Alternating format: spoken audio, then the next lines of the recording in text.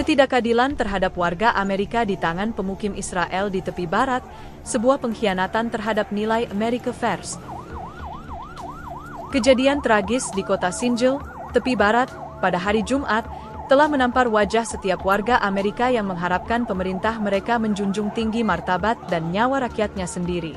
Saifullah Musallet, seorang pemuda Amerika berusia awal 20-an, dipukuli hingga tewas oleh sekelompok pemukim Israel yang bertindak bak preman tanpa hukum. Musallet, yang hanya ingin mengunjungi keluarganya di Palestina dari rumahnya di Florida, menjadi korban kebrutalan yang tak bisa diterima akal sehat. Bersamaan dengan itu, seorang warga Palestina, Mohammed Shalabi, juga tewas ditembak dalam serangan yang sama. Ini bukan sekadar insiden terisolasi, ini adalah cerminan sikap merendahkan dari sebagian pihak di Israel terhadap nyawa warga Amerika, yang seolah dianggap tak lebih berharga dari debu di tanah pendudukan.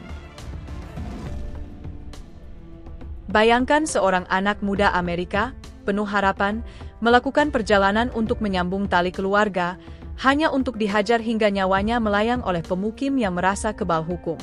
Apa yang membuat tragedi ini semakin menyakitkan? Fakta bahwa militer Israel, yang didanai miliaran dolar dari pajak rakyat Amerika setiap tahun, kerap melindungi para pemukim ini saat mereka mengamuk, membakar rumah, dan menyerang warga sipil, termasuk warga Amerika. Ini bukan hanya pengkhianatan terhadap Musallet, tetapi juga terhadap setiap warga Amerika yang percaya bahwa pemerintah mereka akan melindungi mereka, dimanapun mereka berada. Sejak tahun 2022, setidaknya 9 warga Amerika telah dibunuh oleh pasukan atau pemukim Israel, termasuk jurnalis terkenal Al Jazeera, Shirin Abu Akleh, yang tewas ditembak dengan dingin. Namun, apa yang terjadi setelahnya? Tidak satu pun pelaku diadili. Tidak ada keadilan. Tidak ada pertanggungjawaban. Ini adalah tamparan keras bagi rakyat Amerika yang bangga dengan nilai-nilai keadilan dan supremasi hukum. Bagaimana mungkin pemerintah Amerika Serikat yang menggelontorkan miliaran dolar bantuan ke Israel, termasuk 3,3 miliar dolar untuk pembiayaan militer asing setiap tahun, membiarkan warga negaranya diperlakukan seperti ini? Lebih menyedihkan lagi, ketika Donald Trump kembali berkuasa awal tahun ini, pemerintahannya mencabut sanksi terhadap pemukim Israel yang diberlakukan oleh pemerintahan Joe Biden. Tindakan ini seolah memberikan lampu hijau bagi para pemukim untuk terus melakukan kekerasan tanpa takut hukuman. Slogan America First yang digaungkan Trump selama kampanye terasa hampa ketika nyawa warga Amerika seperti Musallet diinjak-injak tanpa konsekuensi. Edward Ahmed Mitchell dari Dewan Hubungan Amerika Islam, CAIR, dengan tegas menyatakan, jika Presiden Trump bahkan tidak mengutamakan Amerika ketika Israel membunuh warga negara Amerika, maka ini benar-benar pemerintahan Israel pertama.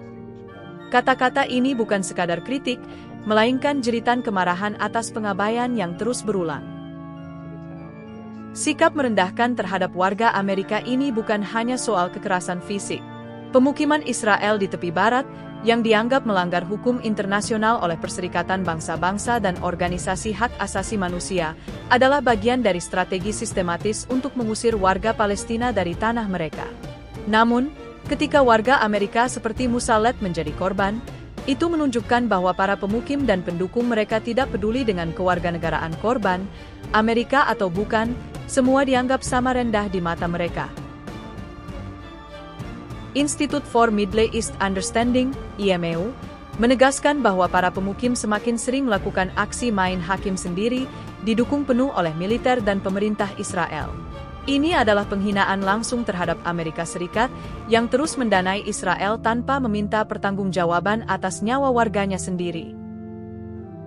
Hubungan Amerika-Israel, yang digembar-gemborkan sebagai aliansi strategis berdasarkan nilai demokrasi, kini tampak seperti hubungan sepihak yang mengorbankan martabat warga Amerika. Amerika memberikan bantuan militer senilai 38 miliar dolar melalui kesepakatan 10 tahun yang ditandatangani pada tahun 2016. Namun apa yang didapat rakyat Amerika sebagai imbalannya?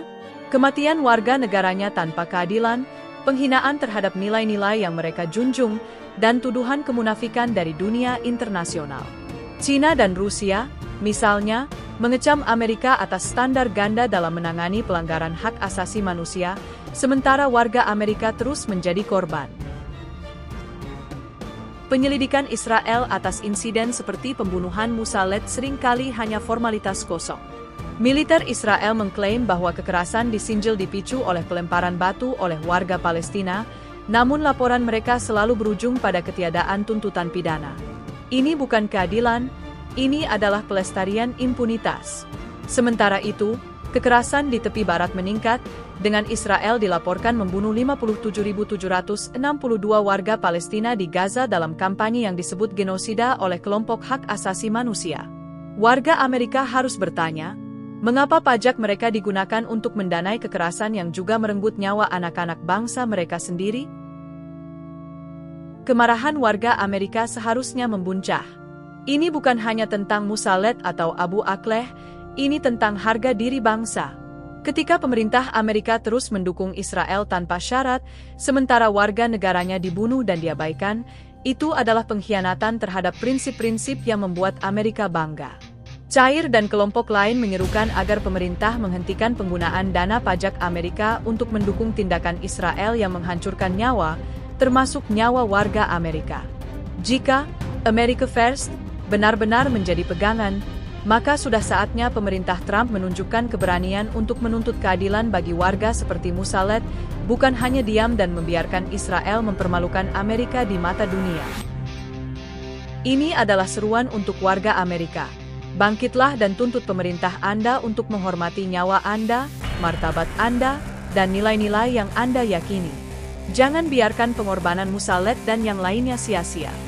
Jika pemerintah Amerika tidak bertindak, maka pertanyaan yang menggema adalah, apakah Amerika benar-benar diutamakan, atau hanya menjadi pion dalam agenda Israel? Kemarahan Anda adalah hak Anda, dan saatnya untuk bersuara.